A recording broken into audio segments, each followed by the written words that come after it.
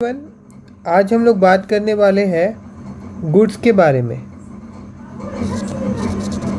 सबसे पहले देखिए गुड्स क्या होता है। Anything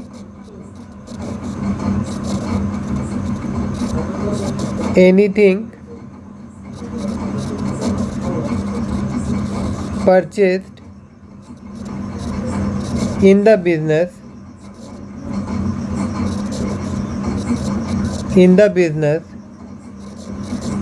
for the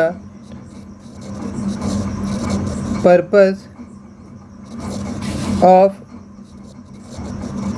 resale is called goods. मतलब कोई भी सामान जो बिज़नेस में हम लोग खरीद रहे हैं ताकि उसको हम लोग बेच सके, ताकि हम लोग उसको बेचें, है ना, और जिससे हमारा बिज़नेस चलते जाए, उसको हम लोग गुड्स बोलते हैं। तो जब भी देखिए अब क्या होता है कि गुड्स हम लोग खरीदते हैं, जब हम लोग गुड्स खरीदते हैं ना तभी हम लोग गुड्स अकाउंट्स नहीं ओपन करके हम लोग परचेज अकाउंट ओपन करते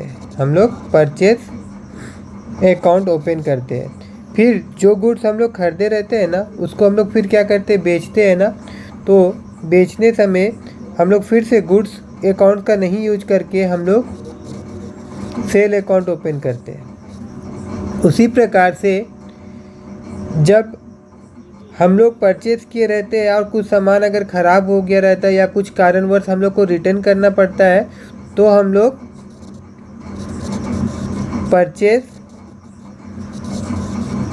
रिटर्न अकाउंट ओपन करते हैं। उसी प्रकार से हम लोग जो सामान रिटर्न सेल किए थे अगर वो हम लोग को वापस मिल जाए तो उसका एंट्री के लिए हम लोग सेल रिटर्न का अकाउंट खोलते हैं। और जो सामान लास्ट में बच जाता है उसके लिए हम लोग क्लोजिंग स्टॉक का अकाउंट बनाते हैं।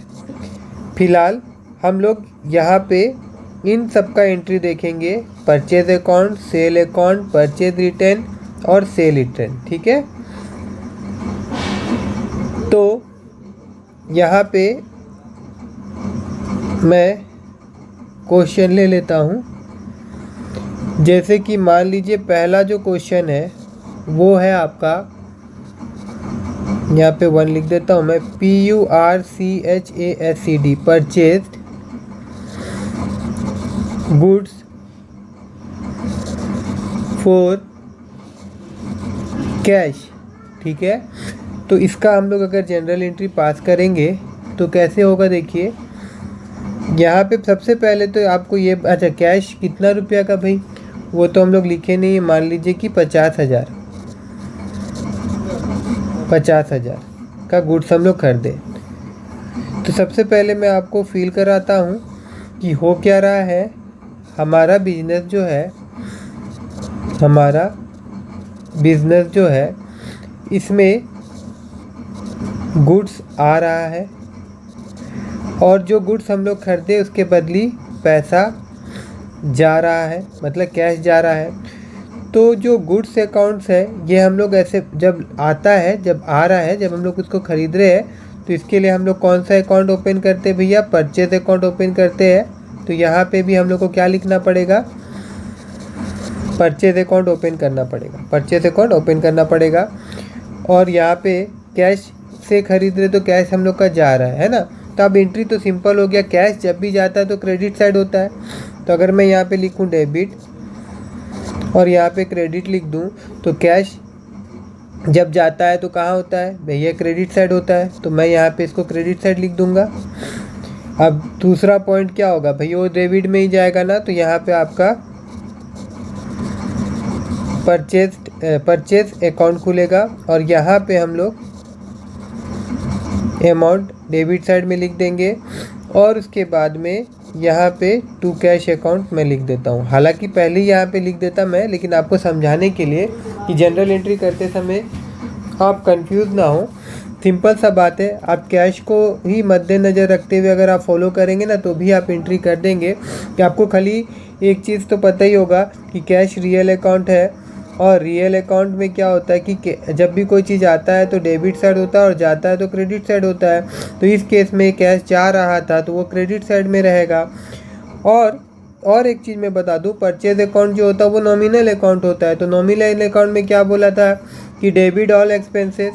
तो यहाँ पे जो परचेज है वो भी एक प्रकार का हम लोग एक्सपेंस कर रहे, खर्चा कर रहे ना, खरीद रहे ना सामान, तो कहाँ होगा, डेबिट साइड में होगा। लेकिन उतना सोचने का ज़रूरत ही नहीं पड़ेगा आप लोगों को, अगर मैं जैसे बता रहा हूँ उस प्रकार से अगर आप एंट्री करेंगे तो।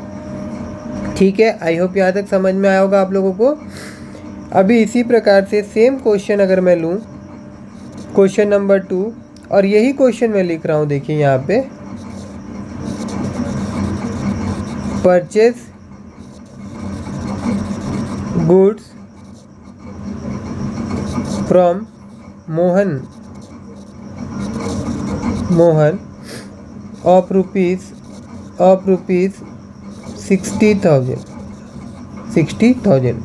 अब देखिए यहाँ पे क्या हो रहा है कि हम लोग परचेज कर रहे हैं, तो परचेज कहाँ आएगा, वो तो आपका डेबिट तरफ आएगा। ठीक है ना, यहाँ पे मैं दिखा देता हूँ डेबिट तरफ 60 रुपीज़। ठीक है, और अब सुनिए मेरा बात, यहाँ पे हम लोग क्या किए थे, कैश अकाउंट लिखे थे ना, क्योंकि कैश जब भी जाता है तो उसको हम लोग क्रेडिट साइड में लिखते हैं। यहाँ पे भी क्या होगा, कैश नहीं जा रहा है, मेरा बात समझिए, कैश जा नहीं रहा है, लेकिन अगर कैश में ख़रीदते तो कितना होता, 60,000 रुपया हमारा जाता, मगर अभी हम लोग दे नहीं रहे हैं। तो जब हम लोग पैसा दे नहीं रहे हैं तो जिस बंदा को हम लोग पैसा देने वाले हैं उसका नाम यहाँ हम लोग को लिख देना होगा, ताकि हम लोग को याद दिलाते रहे इस बंदा को हम लोग को 60,000 देना है। समझ गए बात? तो इस तरह से इसका एंट्री आप कर सकते हैं। आई होप कि आप सबको समझ में आ रहा होगा। और अभी इसी प्रकार से मैं क्वेश्चन नंबर 3 में अगर लूँ, जैसे कि मैं यहाँ पे अभी सेल का एंट्री अगर करूँ, ठीक है ना, तो यहाँ पे मैं लिख देता हूँ सोल्ड, SOLD, सोल्ड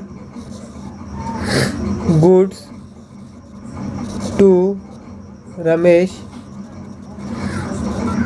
है ना, इन कैश। हम लोग कैश में सोल्ड कर रहे हैं, 40,000 का गुड्स हम लोग सोल्ड कर रहे हैं, 40,000 का। ठीक है ना, अब जब भी कैश आता है तो उसको हम लोग डेबिट साइड लिख देते हैं। तो भैया आँख बंद करके आप क्या करेंगे, कैश अकाउंट लिखेंगे और यहाँ डेबिट साइड में यहाँ पे आप 40,000 लिख देंगे।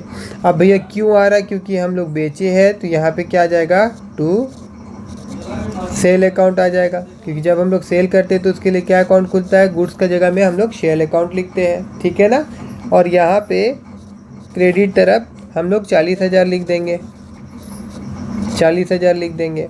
अब सेम क्वेश्चन देखिए सोल्ड का ही यहाँ मैं ले जाऊँ अगर आप लोगों को, क्वेश्चन नंबर 4, अगर मैं यहाँ लिखता हूँ sold goods of rupees 30,000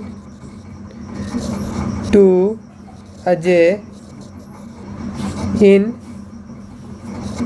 credit. अभी यहाँ पे क्या बोला गया, क्रेडिट में हम लोग इसको बेच रहे हैं ना, क्रेडिट में हम लोग बेच रहे हैं। ऊपर में यहाँ पे देखिए, यहाँ पे हम लोग क्या बोलते हैं, परचेज गुड्स फ्रॉम इतना, यहाँ पे ये वाला चीज़ मेरे को लिखना चाहिए था इन क्रेडिट, इन क्रेडिट मतलब कि उधारी में हम लोग इसको खरीद रहे थे, है ना।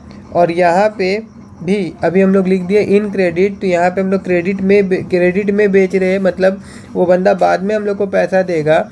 तो इसका एंट्री क्या होगा, पैसा तो हम लोग का आने वाला था ना, तो यहाँ पे मेरा कैश अकाउंट होना चाहिए था अगर मेरे को पैसा मिलता तो, और यहाँ पे मैं डेबिट कर देता और यहाँ पे ये पैसा मैं दिखा देता, और यहाँ पे मैं टू सेल अकाउंट दिखाता, यहाँ पे मेरा क्रेडिट होता और यहाँ पे मैं दिखा देता कि मैंने 30,000 का सामान बेचा, है ना। और लेकिन अभी मेरे को पैसा नहीं मिला है, तो यहाँ पे मैं क्या करूँगा कि यहाँ पे कैश नहीं मिला, इसीलिए जिस बंदा से मेरे को पैसा मिलना रहेगा मैं यहाँ पे उसका नाम लिख दूँगा, दैट्स इट। ठीक है, तो अजय अकाउंट खुल जाएगा। अजय कौन है, अजय हम लोग का डेप्टर्स है।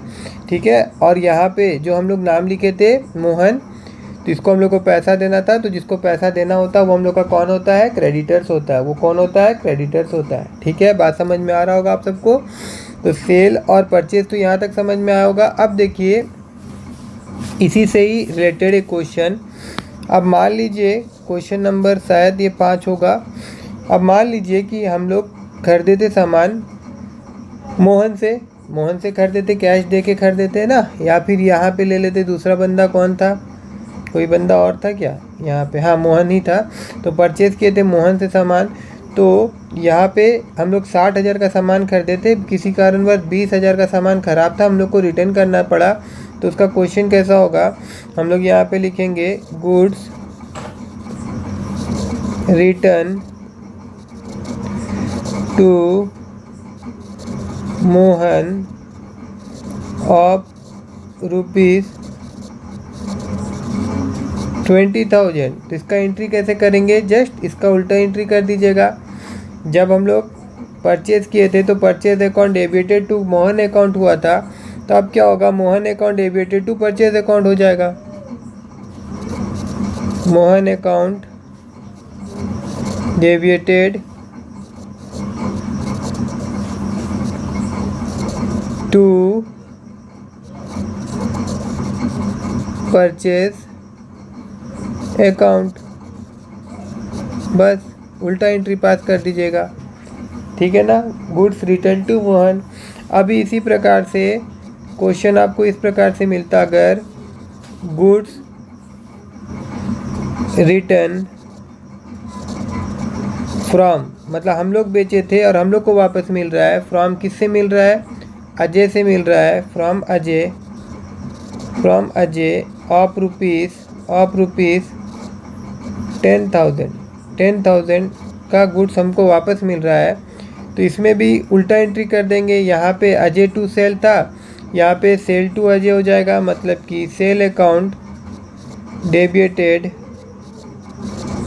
10,000 टू अजय अकाउंट क्रेडिटेड 10,000, ठीक है। तो आई होप कि आप सबको ये जो गुड्स से रिलेटेड जो जनरल एंट्री हम लोग को पास करना पड़ता है, ये समझ में आया होगा। अगर मेरा ये वीडियो आप लोगों को समझ में आ रहा होगा तो आप लोगों से मेरा अनुरोध है कि मेरे इस वीडियो को लाइक करिएगा, और अगर आप फर्स्ट टाइम मेरा वीडियो देख रहे हैं तो मेरे चैनल को सब्सक्राइब करना मत भूलिएगा।